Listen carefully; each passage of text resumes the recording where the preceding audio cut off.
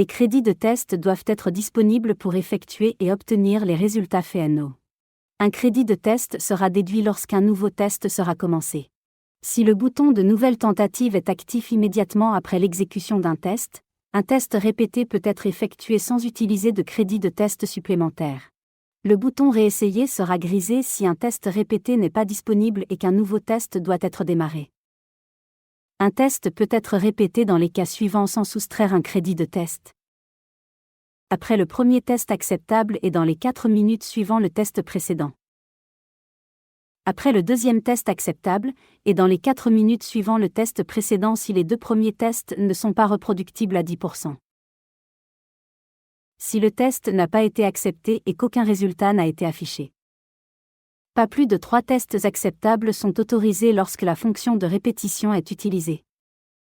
L'icône de crédit changera de couleur en jaune lorsqu'il restera 49 crédits et deviendra rouge lorsqu'il restera 15 crédits. Lors de la configuration initiale de l'appareil PhenomFlow, 10 crédits de test sont fournis et des crédits de test supplémentaires doivent être achetés puis chargés sur le système. Pour obtenir des instructions sur l'achat de crédits de test supplémentaires, veuillez contacter votre distributeur local. Une fois l'achat terminé, vous recevrez un code de licence qui devra être saisi dans le logiciel PhenomFlow. Pour ce faire, double-cliquez sur l'application PhenomFlow pour exécuter le logiciel, puis accédez au menu Paramètres en sélectionnant l'icône de menu dans le coin supérieur gauche.